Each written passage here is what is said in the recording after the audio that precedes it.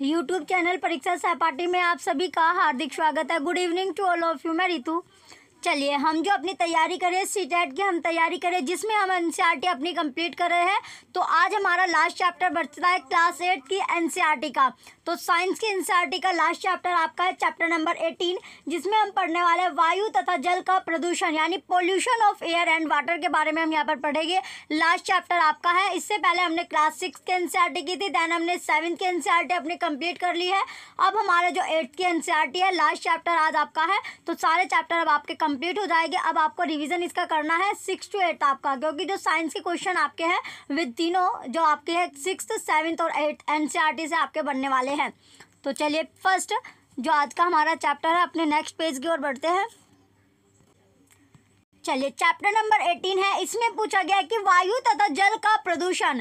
तो वायु तथा जल का प्रदूषण यानी pollution of air and water. आज हम पढ़ेंगे पोल्यूशन, प्रदूषण के बारे में यहाँ पर पढ़ने वाले हैं कि पोल्यूशन जो एयर और आपका जो वाटर में है, pollution of air and water, pollution of air and water, वायु तथा जल का प्रदूषण। तो फर्स्ट पहला टॉपिक है हमारा कि वायु तथा जल का प्रदूषण। तो वायु तथा जल का प्रदूषण होता क्या है? जैसे पहली और बुझो आपकी है, जो पहली और बुझो है, तो पहली और बुझो यह जानकर फूले नहीं समा रहे थे कि आगरा का जो ताजमहल है वो संसार का यानी वर्ल्ड के 7 आश्चर्यों में से जो है आपका एक आपका है। तो इसमें जो आगरा में आपका है, तो इसमें पहला पॉइंट आता है, परंतु यह सुनकर वे दुखी भी थे। ये सुनकर वो दुखी भी थे कि सफ़ेद संगमरमर जो वाइट जो आपके सफ़ेद जो संगमरमर आपके थे, तो वो कैसे हो रहे हैं कि उसकी जो इमारत है, उसकी जो बिल्डिंग है कि भव्यता को इसके चारों ओर के क्षेत्र के वायु प्रदूषण से खतरा, एयर पोल्यूशन से उसको खतरा है। वे यह जानने के लिए उत्सुक थे कि वायु तथा जल प्रदूषण से निपटने के लिए क्या किया जा सकता है। जो वायु या फिर जो जल प्रदूषण है, एयर और वाटर पोल्यूशन से जो है हम कैसे निजात पा सकते हैं। हम सब जागरूक हैं कि हमारा पर्यावरण अब वैसा नहीं है जैसा यह पहला था। तो जो हमारा पर्यावरण है वो अब उस तरह का नहीं है जैसे पहले होता था।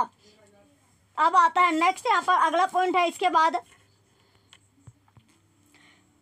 हमारे बड़े बूढ़े नीले आकाश तथा स्वच्छ जल एवं शुद्ध वायु के विषय में बातचीत करते थे जो उनके समय में उपलब्ध थे। तो उस टाइम पर जो अवेलेबल थे उसके बारे में वे डिस्कस करते थे।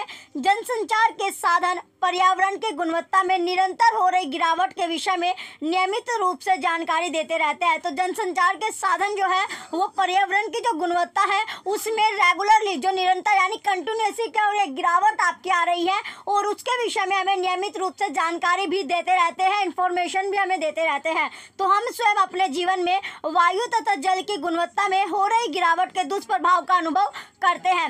एग्जाम्पल के तौर पर जैसे आपको दिया गया है, जो श्वसन रोगों से पीड़ित व्यक्तियों की संख्या में निरंतर वृद्धि हो रही है। तो जिन लोगों को सांस की जो बीमारी है, तो इनकी जो एज है यानी जो इसकी संख्या है, नंबर ऑफ जो पीपल है वो डिक्रीज होने की जगह क्या हो रहा है, डे बाय डे आपका इंक्रीज हो रहा है, उनमें ग्रोथ हो रही है, वे बढ़ते जा रहे हैं। यानी सांस की जो दिक्कत है लोगों को वो दिन पर दिन आपकी बढ़ती जा रही है। हम उस समय की कल्पना मात्र से ही भयभीत हो जाते हैं। यानी अगर हम उस तरह का सपोज करें तो उससे हमें क्या लगता है, डर लगता है, भयभीत हो जाते हैं। जब हमें स्वच्छ वायु तथा जल उपलब्ध नहीं होंगे तो उस टाइम को सोचने से, कल्पना करने से, सोचने से ही क्या होता है, हमें डर लगता है, भयभीत हो जाते हैं कि जब जो स्वच्छ जो जल है, जो प्योर आपका जो वाटर है, स्वच्छ जल आपका है वो नहीं मिलेगा, या फिर जो वायु है, एयर है, वो भी आपकी नहीं अवेलेबल रहेगी। उस टाइम की यहाँ पर बात की गई है। अपने पिछली कक्षाओं में वायु तथा जल के महत्व को समझ लिया है। यानी जो आपने पहले जो पिछली कक्षा आपने पढ़े क्लास 6 और 7 की बात यहाँ पर की गई है, जहाँ पर हमने वायु और जल के महत्व को समझा था। तो इस अध्याय में, इस चैप्टर में हम अपने आसपास होने वाले जो हमारे सराउंडिंग में जो हानिकारक जो परिवर्तन है तथा हमारे जीवन पर इनके जो प्रभाव है, इनके जो इफेक्ट है, उसके विषय में हम अध्ययन करेंगे, स्टडी यहाँ पर करेंगे। तो फर्स्ट टॉपिक आता है वायु प्रदूषण यानी एयर पोल्यूशन है क्या। पहला टॉपिक आया हमारा एयर पोल्यूशन। तो एयर पोल्यूशन जो होता है, वायु प्रदूषण होता क्या है। तो इसमें हम कुछ समय तक भोजन के बिना, यानी कुछ समय तक, कुछ टाइम ऐसा है कि जब हम जो फूड होता है, जो भोजन है, उसके बिना जीवित रह सकते हैं, परंतु वायु के बिना तो हम कुछ क्षण भी जीवित नहीं रह सकते। यानी अगर एयर नहीं होगी तो हमारी जो लाइफ है वो पॉसिबल आपकी नहीं होगी, यानी हम सांस भी नहीं ले सकते।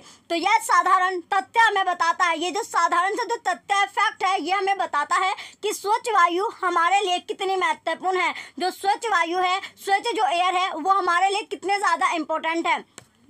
नेक्स्ट अगला पॉइंट है कि आप यह जानते हैं कि वायु गैसों का मिश्रण है। जो वायु होते हैं, जो एयर है, वो जो गैस है, गैसों का मिक्सचर एक है। तो आयतन के अनुसार इस मिश्रण का लगभग 78% नाइट्रोजन तथा लगभग 21% जो होता है 21% ऑक्सीजन आपका है। तो कार्बन डाइऑक्साइड, आर्गन, मेथेन तथा जल वाष्प भी वायु में अल्प मात्रा में अवस्थित होता है। तो इनकी भी जो अल्प मात्रा में या आपके प्रेजेंस आपके रहते हैं। कौन कौन सा? जो CO2 आपका है, आर्गन होता है, मेथेन है, या जल वाष्प जो है, ये भी आपका एयर में प्रेजेंस होता है।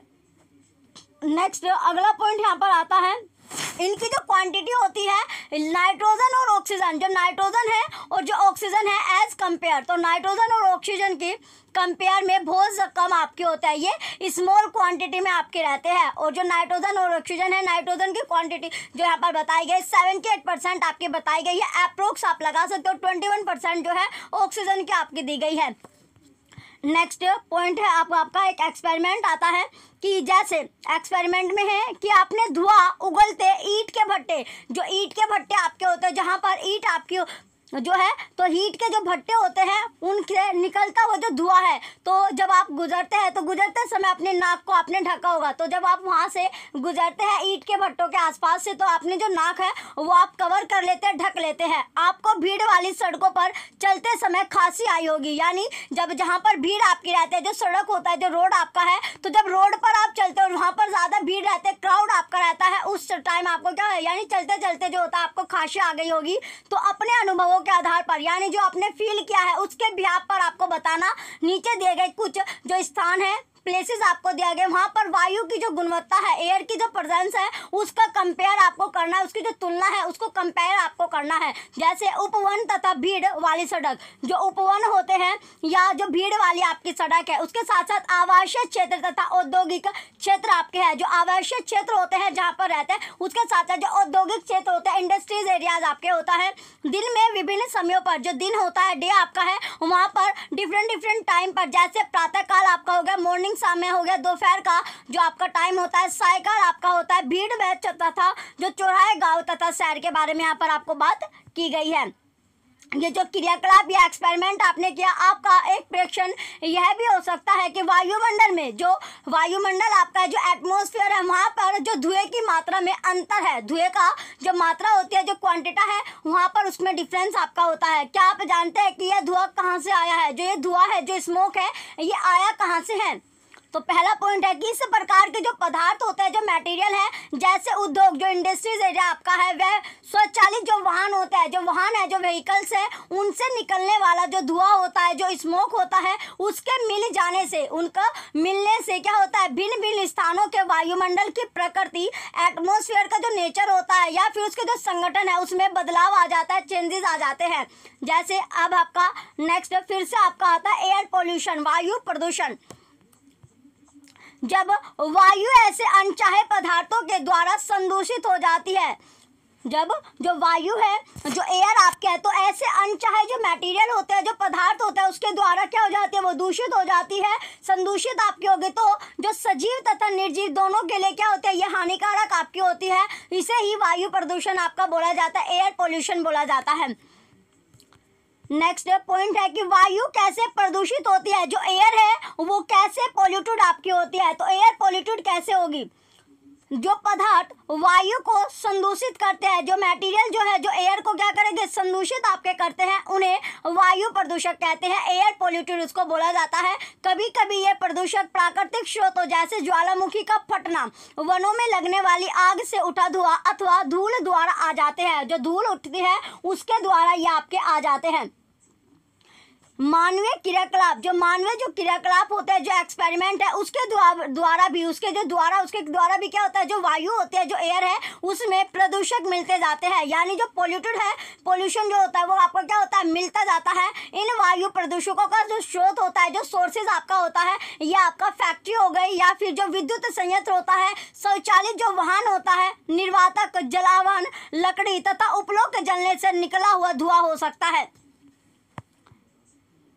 नेक्स्ट अगला पॉइंट है कि आपने जैसे समाचार पत्र होता है, न्यूज़पेपर आपका है, तो न्यूज़पेपर अगर आप पढ़ते होंगे तो वहाँ पर भी आपको एयर पोल्यूशन के बारे में बताया जाता है, वाटर पोल्यूशन के बारे में आपको बताया जाता है। तो अपने जो न्यूज़पेपर आपने पढ़ा होगा कि बच्चों में जो बच्चे होते हैं, जो चाइल्ड आपके, उसमें श्वसन समस्याएं दिन पर दिन क्या हो रही है, बढ़ती जा रही है। यानी उन्हें सांस लेने की जो प्रॉब्लम हो रही है वो डे बाय डे इंक्रीज आपकी होती जा रही है। श्वसन समस्याओं से कितने बच्चे पीड़ित हैं, हाँ, इसे ज्ञात करने के लिए आप अपने मित्रों तथा पास पड़ोस के घरों का सर्वेक्षण आप कर सकते हैं। अगर आपको श्वसन वाली यानी सांस की जो प्रॉब्लम हो रही है उसके बारे में अगर आपको जानना है कि कितने बच्चे उससे पीड़ित है, कितने जो पीपल है, जो लोग बाग है, वो उससे कितने ज़्यादा उससे प्रॉब्लम उनको क्रिएट हो रही है, ये सभी को अगर आपको जानना है तो अपने जो आस पड़ोस आपका है वहाँ पर आप इसका सर्वे कर सकते हैं। बहुत सी श्वसन समस्याएं वायु प्रदूषण के कारण होती है। तो बहुत सी ऐसी श्वसन समस्या होती है, प्रॉब्लम होती है जो एयर पोल्यूशन के कारण आपके हो रहे हैं। तो रीजन क्या है, एयर पोल्यूशन आपका है।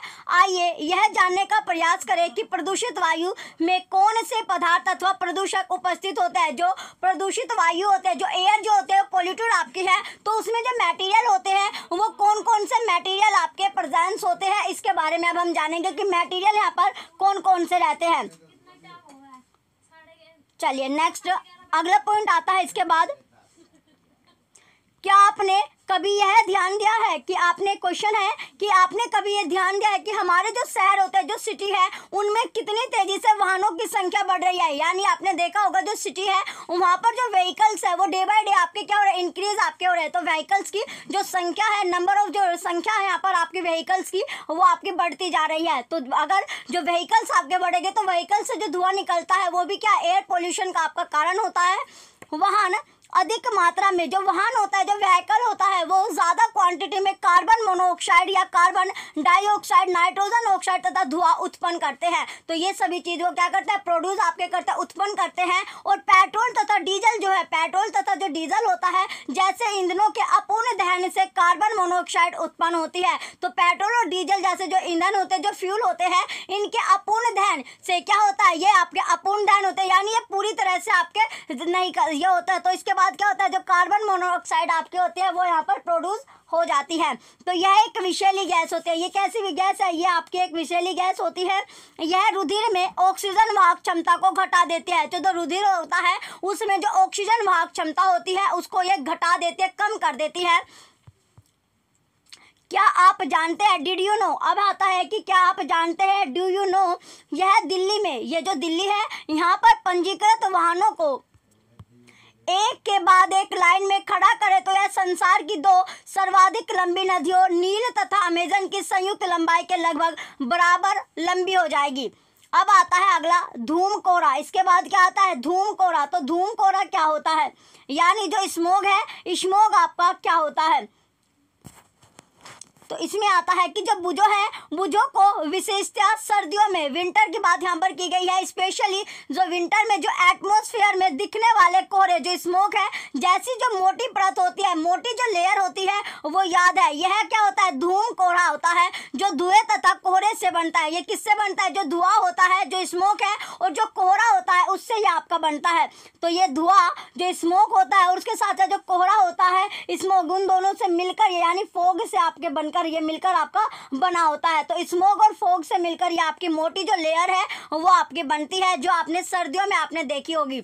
अब आता है नेक्स्ट आपका अगला पॉइंट है कि धुएं जो है, जो स्मोक है, इसमें नाइट्रोजन के ऑक्साइड उपस्थित होते हैं, प्रेजेंस आपके रहते हैं, जो अन्य वायु प्रदूषकों तथा कोहरे के संयोग से धूम कोहरा बनाते हैं। इसके कारण सांस लेने में कठिनाई वाले रोग जैसे दमा होता है, खांसी होती है तथा बच्चों में सांस के साथ हड़हड़ाहट उत्पन्न हो जाते हैं। तो बहुत से उद्योग भी, बहुत से जो उद्योग होते हैं वे भी वायु प्रदूषण के लिए उत्तरदायी है, रेस्पॉन्सिबल आपके होते हैं। पेट्रोलियम परिक्षण कर्णशालाएं या सल्फर डाइऑक्साइड तथा नाइट्रोजन डाइऑक्साइड जैसी गैसीय प्रदूषकों की प्रमुख स्रोत होती है, मेन सोर्सेज आपका होता है। विद्युत संयंत्रों में जैसे कोयला आपका होता है, जैसे ईंधन के दहन से सल्फर डाइऑक्साइड उत्पन्न होती है। तो विद्युत संयंत्रों जैसे कोयला आपका होता है, तो कोयला जैसे जो ईंधन होता है, जो फ्यूल आपका होता है, इसका जब हम दहन करते हैं यानी इसको जलाते हैं तो उसमें क्या होता है, इसके जलाने से सल्फर डाइऑक्साइड वहाँ पर प्रोड्यूस होती है जब हम कोयला जलाते हैं। नेक्स्ट आता है अगला पॉइंट आपका कि यह फेफड़ों को, जो फेफड़े होते हैं, जो लंग्स हमारे होते हैं, उनको स्थायी रूप से क्षतिग्रस्त करने के साथ साथ श्वसन समस्याएं भी उत्पन्न कर सकती है। तो ये फेफड़े को तो आपकी हानि पहुंचाती है, उसके साथ साथ जो श्वसन समस्या होती है यानी सांस लेने में जो प्रॉब्लम होती है वो भी यहाँ पर आपकी पैदा होती है। आपने अध्याय 5 में जब हमने चैप्टर 5 पढ़ा था, जिसमें हमने जीवाश्म ईंधन के जलाने के विषय में पढ़ा था कि जो फ्यूल होता है जब हम उनसे जलाते हैं तो उससे हमें क्या क्या चीजें जो होती है वो हमारे लिए हानिकारक होती है, जब जो फ्यूल आपका अपूर्ण यानी जो कंप्लीटली आपका जलता नहीं है। अब आता है नेक्स्ट आपका अगला पॉइंट कि क्लोरोफ्लोरोकार्बन CFC होता क्या है। जो क्लोरोफ्लोरोकार्बन आपका है CFC होता क्या है। तो पहला पॉइंट है कि अन्य प्रकार के यानी अदर टाइप के आपने पॉल्यूटेड क्लोरोफ्लोरोकार्बन CFC है, जिनका उपयोग जो होता है रेफ्रिजरेटर आपके जो होते हैं या फिर एयर कंडीशनर तथा एरोसोल फॉर्म में आपने देखा होगा, जो आपके फ्रिज होते हैं या फिर जो एयर कंडीशनर तथा जो एरोसोल फॉर्म होता है इसमें आपका होता है। तो CFC के द्वारा क्या होता है, वायुमंडल की जो ओजोन परत है, जो ओजोन लेयर होती है, उसको हानि पहुंचती है। ओजोन परत जो होती है, ओजोन जो लेयर है वो सूर्य से आने वाली जो हानिकारक जो पराबैंगनी किरणें होती है उससे हमें बचाती है। किससे? जो और ओजोन लेयर जो होती है, ओजोन लेयर आपकी जो बनी है वो सूर्य से जो आने वाली जो हानिकारक जो पराबैंगनी किरणें होती है उससे हमें बचा के रखती है। इसका बाद है कि क्या आपने ओजोन छिद्र के बारे में सुना है, जो धीरे धीरे क्या आपका जो छिद्र है वो बढ़ता जा रहा है, तो इसके बारे में आपको जानने का प्रयास करना चाहिए। तो पहला पॉइंट आता है इसमें कि अच्छा है कि CFC जो है कि 7 स्थान पर क्या हो रहा है, अब हम कम हानिकारक रसायनों का प्रयोग होने लगा है, यानी जो अब हम यूज़ कर रहे हैं तो CFC के स्थान पर जो होता है हानिकारक जो केमिकल्स आपके थे उनकी जगह ये आपका प्रयोग जो होने लगा है कम आपका किया जाता है। इन गैसों के जो गैस होता है इसके अतिरिक्त आपका है डीजल तथा पेट्रोल के दहन से चलने वाले स्वचालित वाहनों द्वारा अत्यंत छोटे कण भी उत्पन्न होते हैं। तो छोटे छोटे जो पार्टिकल है वो भी यहाँ पर प्रोड्यूस होते हैं जो अत्यधिक समय तक वायु में निलंबित रहते हैं, तो ज़्यादा टाइम तक ये वायु में आपके रहते हैं।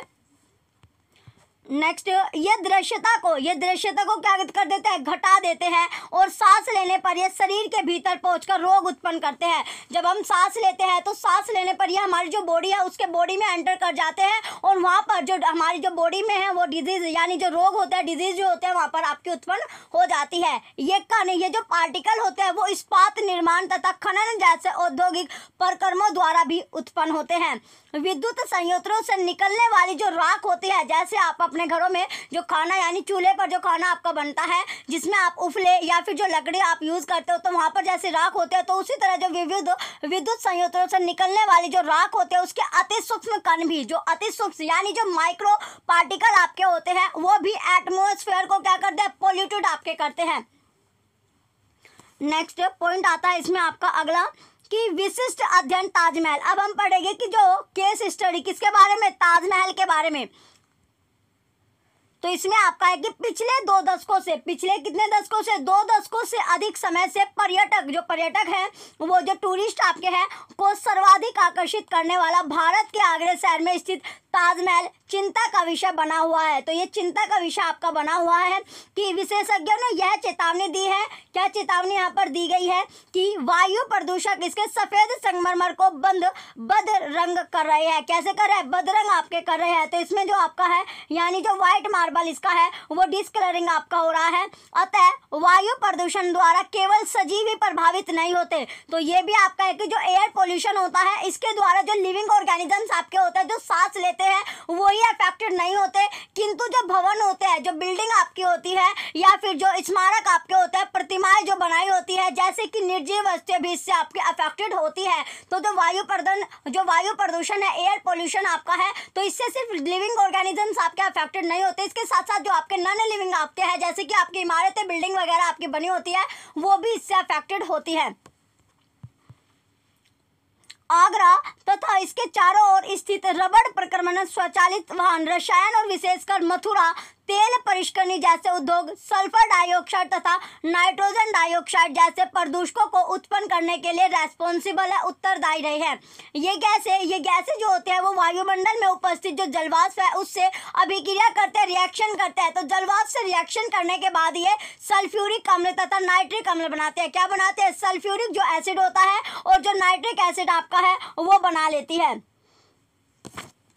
नेक्स्ट पॉइंट आता है इसके बाद कि अम्ल वर्षा, जो एसिड रेन होती है, एसिड रेन है क्या, अम्ल वर्षा आपकी है क्या? ये हम ऑलरेडी पहले भी हम जो चैप्टर है उसमें पढ़ा था हमने कि एसिड रेन होती क्या है। तो इसमें सबसे पहले आता है कि ये वर्षा को अम्लीय बनाकर, जो ये वर्षा जो होती है ये रेन को या जो रेन है उसको अम्लीय बनाकर, क्या बनाकर? अम्लीय बनाकर वर्षा के साथ पृथ्वी पर बरस जाते हैं, इसे अम्ल वर्षा कहते हैं। इसी को बोला जाता है एसिड रेन आपकी। तो अम्ल वर्षा के कारण स्मारक के संगमरमर का संक्षारण होता है। इस परिघटना को संगमरमर कैंसर भी कहते हैं। तो जो परिघटना है, इस परिघटना को आपको जो संगमरमर है, मार्बल जो है उसको कैंसर भी आपका बोला जाता है। मथुरा तेल परिष्करणी से उत्सर्जित काजल कण जैसे निलंबित कणों का संगमरमर को पीला करने में योगदान है, तो येलो करने में योगदान है। ताजमहल को सुरक्षित रखने के लिए सर्वोच्च न्यायालय ने बहुत से उपाय किए हैं। तो ताजमहल को सेफ रखने के लिए जो सर्वोच्च न्यायालय है उन्होंने बहुत से यहाँ पर उपाय भी आपके किए हुए हैं। इसके साथ आता है नेक्स्ट आपका पॉइंट कि माननीय न्यायालय द्वारा उद्योगों को सीएनजी संपीड़ित प्राकृतिक गैस जो है तथा एलपीजी द्रवित पेट्रोलियम गैस जैसे स्वच्छ ईंधनों का उपयोग करने के आदेश दिए गए हैं।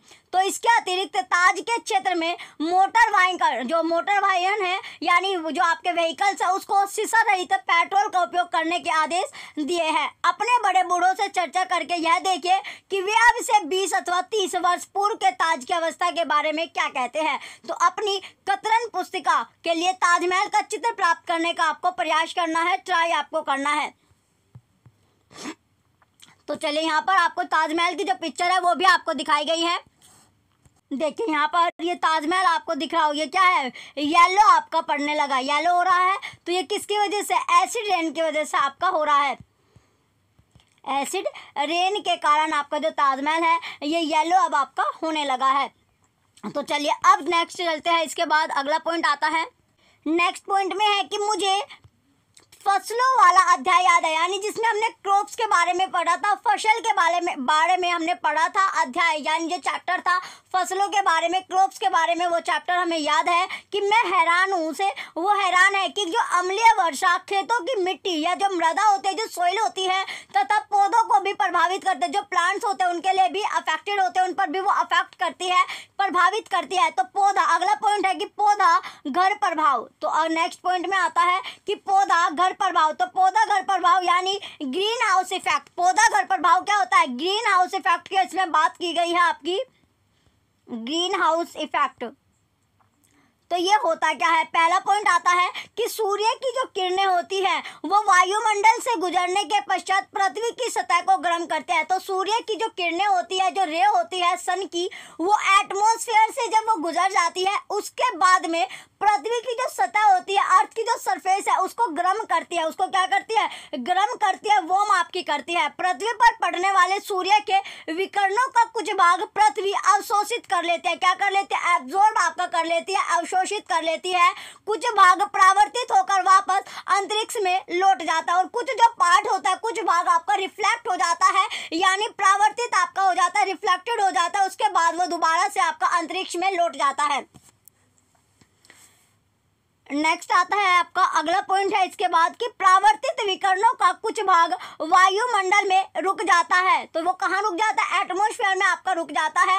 ये रुका हुआ विकिरण पृथ्वी को और गर्म करता है। जो ये रुका हुआ जो विकिरण होता है, ये जो पृथ्वी होता है उसको और ज़्यादा वार्म आपका कर देता है। जो रेडिएशन आपका होता है, तो ये रेडिएशन और ज़्यादा जो पृथ्वी है, जो अर्थ है, उसको वार्म करता है, गर्म आपका करता है। यदि आपने किसी पौधशाला यानी जो नर्सरी आपकी होती है अथवा अन्य किसी स्थान पर पौधा घर को देखा है, तो याद कीजिए कि सूर्य की ऊष्मा पौधा घर में प्रवेश तो कर जाती है पर इससे बाहर नहीं निकल पाती। जो सूर्य की जो ऊष्मा होती है, तो सूर्य की ऊष्मा जो पौधा घर आपका रहता है यानी जो नर्सरी रहती है, वहां पर आपका एंटर तो कर जाता है, लेकिन उससे जो बाहर है वो आपका नहीं निकल पाता। यही रुकी हुई जो ऊष्मा होती है, तो यहीं पर जो रुकी हुई जो ऊष्मा है वो पौधों को गर्म करती है, वार्म आपकी करती है। पृथ्वी के वायुमंडल द्वारा रोके गए विकिरण ही यही कार्य करते हैं। तो जो पृथ्वी है उसके वायुमंडल में, एटमॉस्फेयर पर जो रोके हुए जो विकिरण होते हैं वो भी आपका ये सेम वर्क आपका करते हैं। यही कारण है, यही जो रीजन है, यही फैक्ट आपका है कि उसे पौधा घर प्रभाव यानी ग्रीन हाउस इफेक्ट आपका बोला जाता है। इसको क्या बोला जाता है? ग्रीन हाउस इफेक्ट आपका बोला जाता है। नेक्स्ट आता है अगला पॉइंट इसके बाद कि इस प्रक्रम के बिना पृथ्वी पर जीवन संभव नहीं हो सकता। अब यह प्रक्रम जीवन के लिए खतरा बन गया। अब ये जो प्रक्रम है, जो प्रोसेस आपका चल रहा है, ये जीवन के लिए यानी लाइफ के लिए आपका खतरा आपका बन चुका है। इस प्रभाव के लिए हवा में CO2 की अधिकतम उत्तरदायी है। तो इस प्रभाव में क्या है, जो हवा में यानी एयर में CO2 की अधिकता उत्तरदायी है, रेस्पॉन्सिबल आपके है। तो CO2 जो है वो ज़्यादा आपका हो गया है।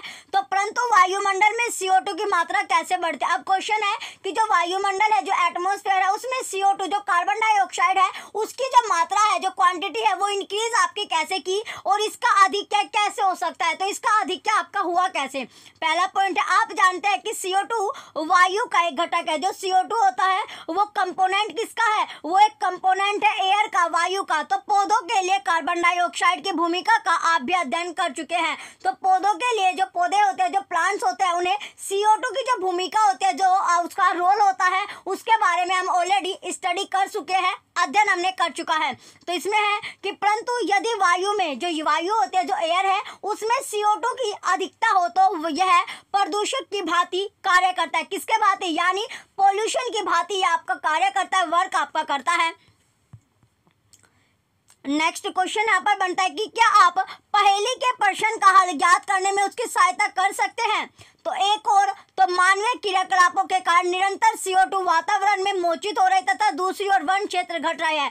तो एक और तो आप ये कह सकते हैं कि जो मानवीय क्रियाकलाप के रीजन यानी कारण क्या है, यानी जो निरंतर यानी कंटिन्यूस आप देख रहे हो CO2 जो है वो जो वातावरण है, जो इन्वायरमेंट है, उसमें आपकी बढ़ रही है। उसके साथ साथ जो आपके पेड़ पौधे हैं, जो वन है, वो क्या हो रहा है, डे बाय डे आपके कट रहे हैं, यानी घटते जा रहे हैं। तो एरिया जो है फॉरेस्ट वाला वो डे बाय डे आपका कट रहा है। तो पौधे प्रकाश संश्लेषण के लिए, जो पौधे होते हैं, जो प्लांट है, वो जो प्रकाश संश्लेषण होता है, फोटोसिंथेसिस जब वे करते हैं, तो उसके लिए वायुमंडल से, एटमॉस्फेयर से CO2 का उपयोग नहीं कर पा रहे, करते जो यूज है वो नहीं करते, उपयोग नहीं कर पा रहे हैं। तो जिसके कारण वायु में यानी एयर में CO2 की जो मात्रा है, जो क्वांटिटी है, वो इंक्रीज हो रही है। अगर हमारे जो वन एरिया है यानी फॉरेस्ट वाला, जंगल वाला जो एरिया होता है, अगर वो ना कटे तो CO2 की जो क्वांटिटी है वो आपकी नहीं बढ़ेगी एटमॉस्फेयर में। तो वनोन्मूलन के कारण, किसके कारण, जो वनोन्मूलन है, तो डिफॉरेस्टेशन के कारण क्या हो रहा है, वायु में CO2 की मात्रा बढ़ जाती है, क्योंकि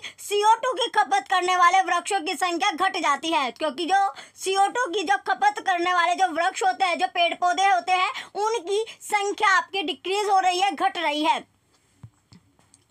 इस प्रकार मानवीय क्रियाकलाप वायुमंडल में CO2 के संचय में योगदान देते हैं। तो CO2 ऊष्मा को रोक लेती है। जो CO2 होती है, जो ऊष्मा होती है, जो हीट होती है, उसको क्या कर लेते हैं, रोक लेती है और उसे वायुमंडल में नहीं जाने देती। परिणाम स्वरूप तो रिजल्ट ये होता है कि वायुमंडल के औसत ताप, जो औसत होता है यानी एवरेज जो आपका टेम्परेचर होता है, उसमें कंटिन्यूसली वृद्धि होती रहती है, ग्रोथ आपकी होती रहती है। इसे विश्व उष्णन या ग्लोबल वार्मिंग कहते हैं। इसको क्या बोला जाता है, ग्लोबल वार्मिंग आपका कहा जाता है। जैसे आपका मीथेन, नाइट्रस ऑक्साइड तथा जलवाष्प जैसी अन्य गैसें भी, अन्य जो गैस होती है वो भी इस प्रभाव में योगदान करती है। तो CO2 की भांति इन्हें भी पौधा घर गैसें कहते हैं। तो इन्हें भी क्या बोला जाता है, तो CO2 की भांति इन्हें भी पौधा घर गैसें आपका कहा जाता है। चलिए अब आता है नेक्स्ट आपका, इसके बाद अगला पॉइंट है कि विश्व उष्णन या फिर एक गंभीर संकट, यानी जो ग्लोबल वार्मिंग आपकी होती है, एक सीरियस थ्रेट आपकी है। क्या है, एक सीरियस थ्रेट आपका है। तो विश्व उष्णन के कारण समुद्र तल में एक आश्चर्यजनक वृद्धि हो सकती है। कई स्थानों पर तटीय प्रदेश जलमग्न हो चुके हैं। तो कई स्थान ऐसे हैं कि जहाँ पर जो तटीय प्रदेश आपका है वो कैसा हो गया, जलमग्न आपका हो गया, जल में आपका, यानी वहाँ पर पूरी तरह आपका पानी भर गया, जलमग्न आपका हो चुका है। तो विश्व उष्णन के विस्तृत प्रभाव वर्षा प्रतिरूप, कृषि, वन, पौधे तथा जंतुओं पर हो सकते हैं। ऐसे क्षेत्रों में जो विश्व उष्णन से आश्रित है, रहने वाले अधिकांश व्यक्ति एशिया में हैं।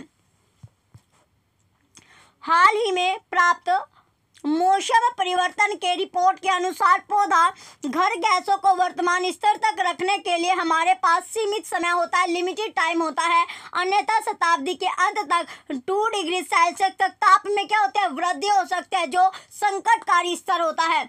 विश्व उष्णन विश्वव्यापी सरकारों के लिए विचारणीय विषय बन गया है। बहुत से देशों ने पौधा घर गैसों के उत्सर्जन में कमी करने के लिए एक अनुबंध किया है। तो संयुक्त राष्ट्र सम्मेलन के अंतर्गत क्योटो प्रोटोकॉल एक ऐसा ही अनुबंधन है जिस पर बहुत से देश हस्ताक्षर कर चुके हैं, यानी साइन वहां पर कर चुके हैं।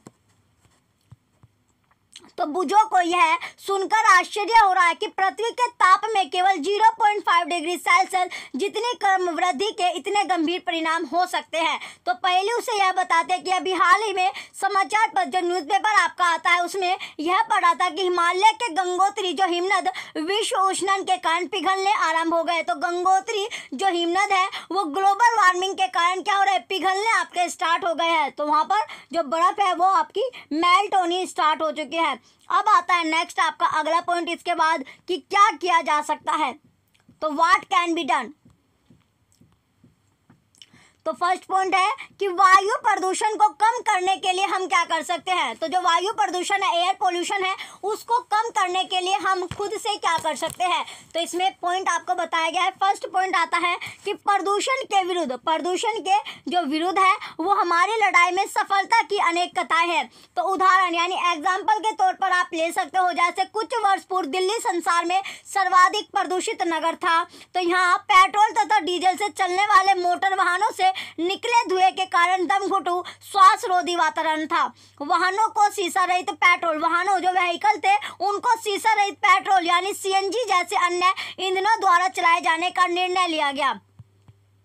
तो वहां पर डिसाइड आपका हुआ। इसके बाद आता है कि इन उपायों के द्वारा शहर की वायु अपेक्षाकृत स्वच्छ हो गई थे। तो इन जो उपाय हमने किए तो इनके द्वारा जो शहर था, जो सिटी था, उसमें जो वायु अपेक्षाकृत स्वच्छ होती चली गई। आप भी कुछ ऐसे उदाहरण जानते होंगे जिनसे आपका जो क्षेत्र होता है, जो एरिया है, वहाँ पर एयर पोल्यूशन को कम किया जा सकता है। इन उदाहरणों की अपने मित्रों से आपको चर्चा करनी है, यानी जो आपके फ्रेंड हैं उनसे आप डिस्कस कर सकते हैं कि आप विद्यालय में बच्चों द्वारा चलाए गए अभियान पटाखों का बहिष्कार करके करिए के विषय में जानते हैं। तो इस अभियान ने दिल्ली के दिनों में वायु प्रदूषण के स्तर में काफ़ी अंतर ला दिया है। तो जो अभियान चलाया गया कि दिवाली में आपको पटाखे नहीं फोड़ने हैं, तो ये आपका जो एयर पोल्यूशन है उसका जो लेवल है उसमें काफ़ी अंतर आ गया, काफ़ी जो डिफरेंसेस है वो देखने को यहाँ पर मिला है। तो सरकार तथा अन्य एजेंसियों द्वारा विभिन्न स्थानों पर वायु की गुणवत्ता का नियमित मॉनिटरिंग किया जाता है। तो बार बार वहाँ पर क्या आपका मॉनिटरिंग आपका किया जाता है। जैसे आप अपने फ़ोन की जो बैटरी होती है उसको आप देखते हो कि क्या होता है वो आपकी,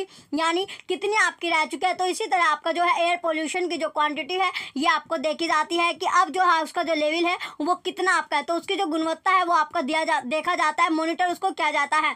तो इन आंकड़ों का उपयोग कर हम अपने मित्रों तथा पड़ोसियों में वायु प्रदूषण के प्रति जागरूकता उत्पन्न कर सकते हैं। हमें अपनी ऊर्जा की आवश्यकता की पूर्ति के लिए जीवाश्मी ईंधन के स्थान पर वैकल्पिक ईंधन को अपनाने की आवश्यकता है। यानी जहाँ पर हम जीवाश्मी ईंधन यूज़ कर रहे हैं वहाँ पर हम जो वैकल्पिक ईंधन होता है उसको अपनाने की हमें आवश्यकता है। इसके साथ साथ नेक्स्ट पॉइंट है कि ये वैकल्पिक जो ईंधन है, जैसे सौर ऊर्जा आपकी होती है, कैसी, यानी सोलर एनर्जी आपकी हो गई, या फिर जल ऊर्जा होती है, हाइड्रो पावर आपकी हो गई, या फिर पवन ऊर्जा जो विंड एनर्जी होती है, इसका यूज़ हम कर सकते हैं।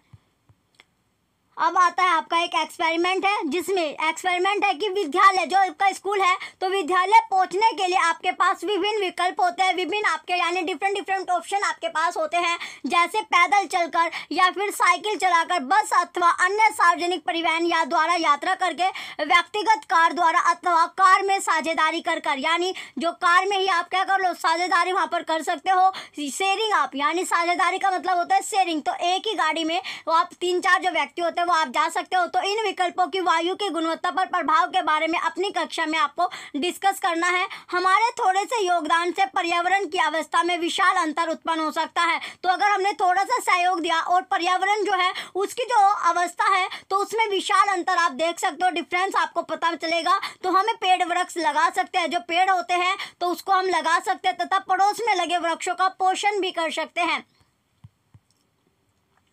क्या आप वन महोत्सव के विषय में जानते हैं? अब आता है नेक्स्ट क्वेश्चन आपका कि क्या आप वन महोत्सव के विषय में जानते हैं? जब जुलाई माह में प्रतिवर्ष लाखों वृक्ष रोपित किए जाते हैं, तो लाखों वर्ष क्या किए जाते हैं? रोपित आपके किए जाते हैं। तो बुझो जो है तो तब पहली एक बार ऐसे स्थान से गुजरे जहां कुछ लोग सूखी पत्तियां जला रहे थे। तो क्या जो सूखी पत्तियां होती है उसको जला रहे थे, तो उन्हें खांसी आने लगी क्योंकि समस्त क्षेत्र धुएं से आपका भरा था। तो पहली ने सोचा कि जलाने से अच्छा विकल्प तो इन्हें कंपोस्ट पिट में डालना हो सकता है। आप क्या सोचते हैं? तो अब आता है नेक्स्ट आपका कि जो जल प्रदूषण आपका है, अगला पॉइंट है जल प्रदूषण यानी वाटर पोल्यूशन आपका क्या है?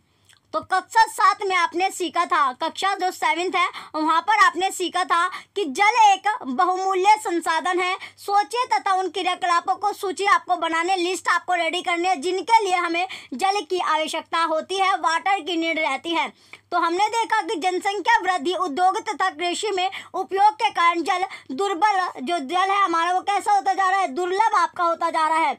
यानी ये जो जल होता है, जो वाटर है, ये आपका डे बाय डे आपका दुर्लभ होता जा रहा है। इसके साथ साथ आपका आपने यह भी देखा होगा कपड़े धोने या फिर नहाने आदि के बाद हमारे द्वारा उपयोग किया गया जल कितना गंदला आपका हो जाता है। यानी ये जो जल होता है, जो वाटर होता है, ये डर्टी आपका हो जाता है। तो इसका यह अर्थ है कि जल में हम कुछ ऐसे पदार्थ मिला देते हैं जो उसकी गुणवत्ता को, जो उसकी जो गुणवत्ता होती है, उसकी जो प्रॉपर्टीज है उसको कम कर देता है और उसका जो रंग होता है और गंध को भी बदल देता है। तो उसका जो रंग और जो गंध होते हैं उसको चेंज कर देता है। जब भी क्या होता है, जो वाहित मल होता है, विषैले रसायन या गाद आदि जैसे हानिकारक पदार्थ जल में मिल जाते हैं तो जल प्रदूषित हो जाता है। तो जल क्या होता है? प्रदूषित आपका हो जाता है। वाटर जो होगा वो पोल्यूटेड आपका हो जाता है। तो जल को प्रदूषित करने वाले पदार्थों को ही जल प्रदूषक कहा जाता है। तो वाटर पोल्यूटेंट इसको बोला जाता है। अब आता है कि जल कैसे प्रदूषित हो जाता है। जो जल है, जो वाटर है, वो पोल्यूटेड आपका कैसे होता है, इसके बारे में पहला है कि विशिष्ट अध्ययन यानी केस स्टडी हम यहाँ पर करेंगे। सबसे पहले आता है कि गंगा भारत की प्रसिद्ध नदियों में से एक है। फेमस जो आपकी रिवर है उनमें से गंगा आपकी फेमस है। तो यह अधिकांश उत्तरी, केंद्रीय तथा पूर्वी भारतीय जनसंख्या का पोषण करती है। क्या करती है? पोषण यहाँ पर आपका करती है। इसके साथ साथ नेक्स्ट पॉइंट आता है कि करोड़ों व्यक्ति अपनी दैनिक आवश्यकता और जीविका के लिए इस पर निर्भर है, डिपेंड रहते हैं। परंतु हाल ही में क्या हुआ कि जो प्रकृति है, जो नेचर है, उसके लिए विश्वव्यापी कोष WWF द्वारा किए गए अध्ययन में यह पाया गया कि गंगा संसार की 10 ऐसी नदियों में से एक है जिनका अस्तित्व खतरे में है। जिसका जो अस्तित्व है वो कैसा है? यानी खतरे में आपका है।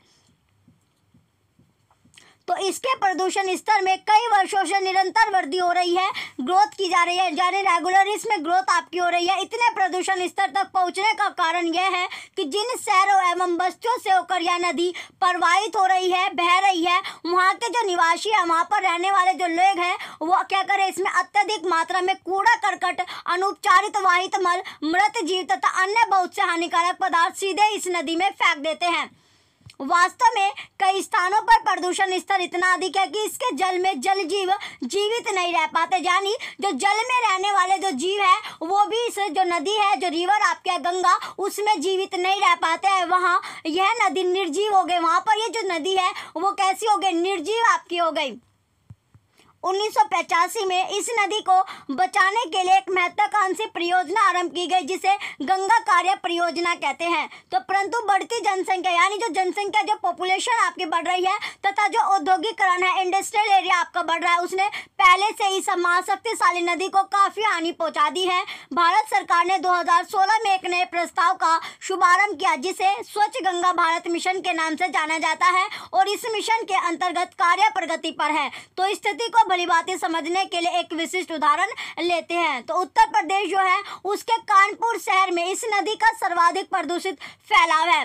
तो कानपुर उत्तर प्रदेश का जो कानपुर है वो यूपी के अत्यधिक जनसंख्या वाले शहरों में से एक है। इस नदी में लोगों को स्नान करते, कपड़े धोते तथा मलमूत्र त्यागते देखा जा सकता है। वे इस नदी में क्या करते हैं? कूड़ा करकट, फूल, पूजा सामग्री तथा जैव अनियमितीकरण पॉलीथीन की थैलियां भी फेंकते हैं। कानपुर में नदी में जल की मात्रा अपेक्षाकृत कम है तथा नदी का प्रवाह भी अति धीमा है। इसके साथ ही कानपुर में 5000 से अधिक औद्योगिक इकाइयां हैं। इनमें उर्वरक, अपमार्जक चर्म तथा पेंट की फैक्ट्रियां सम्मिलित है। तो ये औद्योगिक इकाइयां विषाक्त रासायनिक अपशिष्टों का नदी में विसर्जन करते हैं, तो नदी में वो डाल देते हैं। तो इसके उपयुक्त तथ्यों के आधार पर सोचे तथा नीचे दिए गए प्रश्नों के आपको उत्तर देना है। पहला क्वेश्चन यहाँ पर बनता है कि नदी के जल के प्रदूषण के लिए उत्तरदायी कारक क्या है, फैक्टर क्या है। गंगा नदी की पूर्व गरिमा को प्राप्त करने के लिए क्या उपाय किए जा सकते हैं।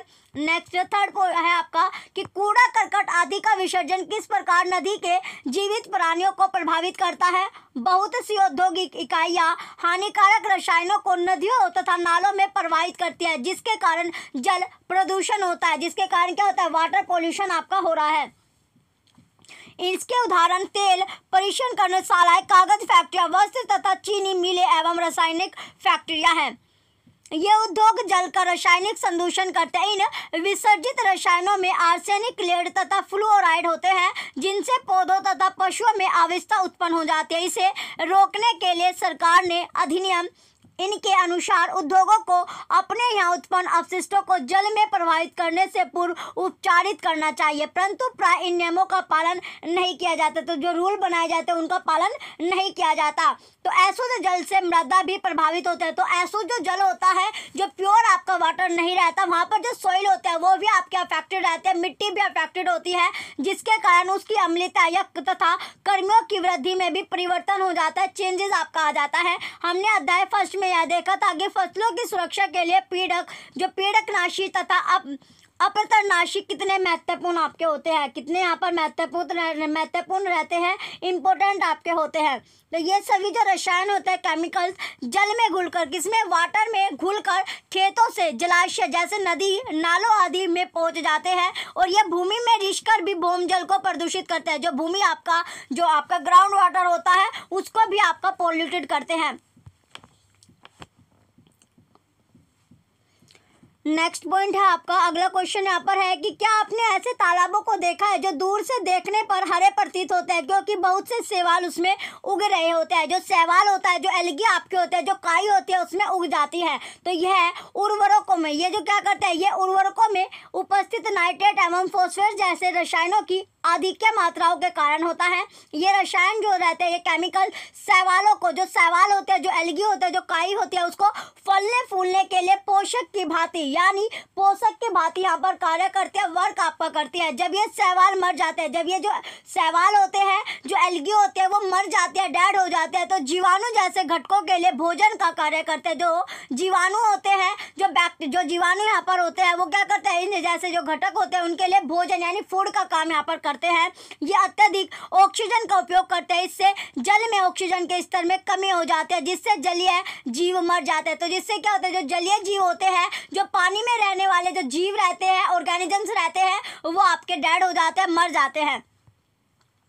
आपने कक्षा 7th में अपने क्षेत्र में वाहित मल निपटान व्यवस्था की जांच की थी। क्या आपको याद है कि आपके घर से वाहित मल कैसे एकत्र किया गया था और फिर वह कहाँ गया। तो कभी कभी अनौपचारिक वाहित मल सीधे ही नदियों में प्रवाहित कर दिया जाता है। नेक्स्ट पॉइंट है आपका कि इसमें खाद अपशिष्ट, अपमार्जक, सूक्ष्मजीव आदि होते हैं। क्या भूमजल वाहित मल द्वारा प्रदूषित हो सकता है, और हो सकता है तो ये कैसे आपका हो गया। तो जो वाहित मल आपका होता है, नेक्स्ट पॉइंट आता है इसके बाद कि वाहित मल, पहला पॉइंट है कि वाहित जो मल रहता है, वो वाहित मल के द्वारा संदूषित जो जल होता है उसमें जीवाणु या वायरस या कवक, जो फंजी आपका होता है, जो फुई आपकी होती है, तथा परजीवी हो सकते हैं, जिनसे हैजा, मियादी बुखार तथा पीलिया जैसे रोग फैलते हैं। तो स्तनधारी होते हैं, उनके मल में उपस्थित जीवाणु जल की गुणवत्ता के सूचक होते हैं, इंडिकेटर आपके होते हैं। यदि जल में ऐसे जीवाणु हैं तो इसका यह अर्थ है कि वह जल मलयुक्त पदार्थ द्वारा संदूषित है। यदि इस प्रकार के जल का हम उपयोग करते हैं तो हमें विभिन्न संक्रमण हो सकता है। अब है कि क्या आप जानते हैं, डू यू नो, तो क्या आप जानते हैं, डू यू नो में क्या है कि जैसे गर्म जल आपका होता है, हॉट वाटर भी एक प्रदूषक हो सकता है, क्या हो सकता है, पोल्यूटेंट आपका हो सकता है। यह जल प्राय विद्युत संयंत्रों तथा उद्योगों से आता है, इसे नदियों में बहाया जाता है, इसे किसमें, जो नदियाँ होती है, जो रिवर होती है, रिवर में इनको बहाया जाता है। यह जलाशयों के ताप में, जो जलाशय होते हैं उनके ताप में वृद्धि कर देता है, जिससे उसमें रहने वाले पेड़ पौधे व जीव जंतुओं पर प्रतिकूल प्रभाव पड़ता है। नेक्स्ट आता है कि जो पेयजल है वो क्या होता है, जो पेयजल है वो क्या होता है तथा जल को शुद्ध कैसे किया जाता है। तो जो पोर्टेबल वाटर आपका होता है और हाउ इज वाटर प्योरीफाई, तो वाटर को हम प्योरीफाई कैसे कर सकते हैं। चलिए इसमें सबसे पहले है कि दैनिक जीवन में जो हम डेली लाइफ में जो उपयोग होने वाला जो सरल पदार्थों से जल फिल्टर बनाइए। तो कैसे बनाना है, आपको एक प्लास्टिक की जो बोतल होती है, जो प्लास्टिक की बोतल आपको लेनी है, उसे बीच से 2 बराबर भागों में आपको काटना है, यानी उसमें इक्वली आपको क्या करना है, उसका इक्वली आपको पार्ट करना है, उसे डिवाइड आपको कर देना है। इसके ऊपरी भाग को, जो इसके ऊपर वाला जो भाग होगा, पार्ट होता है ऊपर वाला, उसको उल्टा करके कीप के रूप में, यानी जो फनल होता है, तो फनल के रूप में आपको, जो फनल होता है, कीप होती है, उसके रूप में नीचे के भाग में आपको रखना है। नीचे के भाग में आपने रख दिया तो इसमें भीतर जो है कागज के नैपकिन, कागज के क्या बनाना है आपको, नैपकिन अथवा पतले कपड़े की एक परत बनाइए और इसके ऊपर रुई, रेत तथा फिर बजरी की परत बिछाइए। अब इस फिल्टर पर जो गंदा आपका रहता है, यानी गंदा जल होता है, गंदा जो वाटर होता है, उसको उड़ेलना है, उसे डालना है तथा फिल्टर रहित जल का परीक्षण कीजिए। तो निम्नलिखित प्रश्नों पर अपने मित्रों तथा अध्यापक के साथ आपको चर्चा करनी है, डिस्कशन आपको करना है। तो फर्स्ट क्वेश्चन है यहाँ पर कि पीने से पहले हमें जल को फिल्टर करने की आवश्यकता क्यों होती है। अपने घर में उपयोग होने वाले पीने का जल आप कैसे प्राप्त कर सकते हैं। यदि हम प्रदूषित जल पिए तो क्या होगा। तो बुझो बहुत परेशान है। अब क्या है, जो बुझो है वो बहुत ज़्यादा परेशान है कि वह पहले से कहता है कि उसने जो जल पिया है था वह देखने में स्वच्छ था तथा उसमें कोई गंध भी नहीं थी, परंतु फिर भी वह बीमार हो गया। फिर भी इसको क्या हो गया, वो बीमार हो गया, सिक हो गया। कैसे कि पहली स्पष्ट करते हैं, फिर पहली बुझो को बताती है कि देखने में जो जल स्वच्छ प्रतीत होता है उसमें रोगवाहक सूक्ष्म जीव तथा घुले हुए अपद्रव्य हो सकता है। यानी जो जल हमें देखने में स्वच्छ लगता है, प्योर आपका लगता है, उसमें क्या हो सकता है, जो माइक्रोजीव यानी माइक्रो ऑर्गेनिज्म जो होते हैं वो आपके प्रेजेंस होते हैं और जो घुले हुए अपद्रव्य वहाँ पर आपके रहते हैं।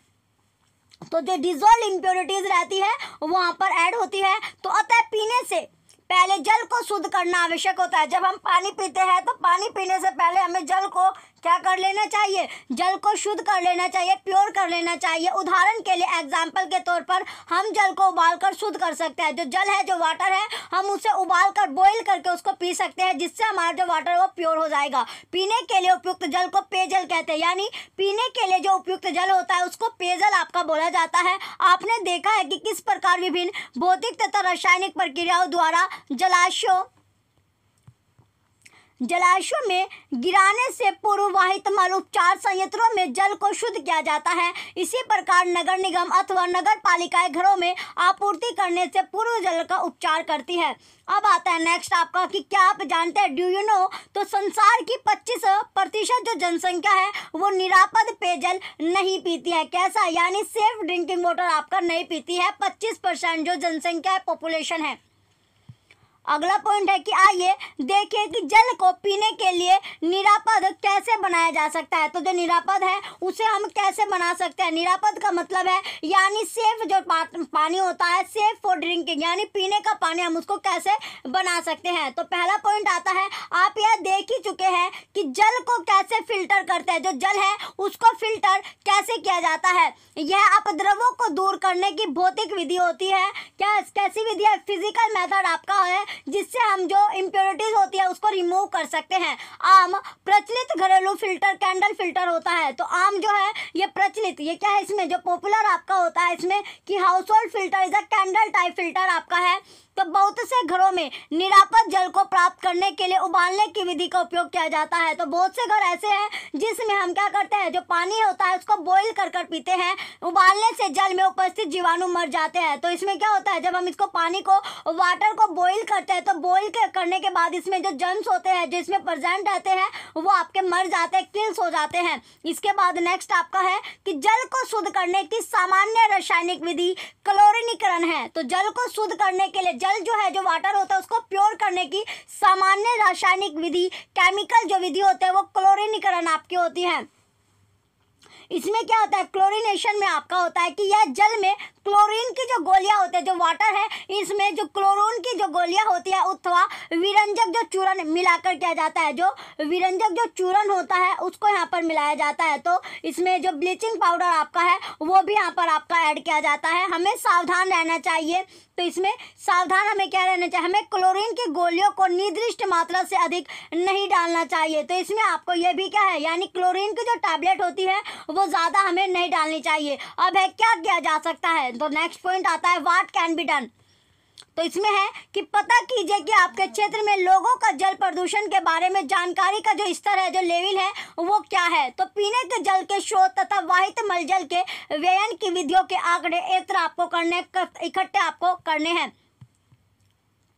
इसके बाद है कि समुदाय में जल द्वारा होने वाले सामान्य रोग कौन से हैं। इसके लिए आप किसी स्थानीय डॉक्टर, स्वास्थ्य कर्मचारी से परामर्श ले सकते हैं, सलाह आप ले सकते हैं। इस क्षेत्र में कार्यरत सरकारी तथा गैर सरकारी संस्थाएं कौन कौन सी हैं, जनता में जागृति उत्पन्न करने के लिए इनके द्वारा क्या उपाय किए गए हैं।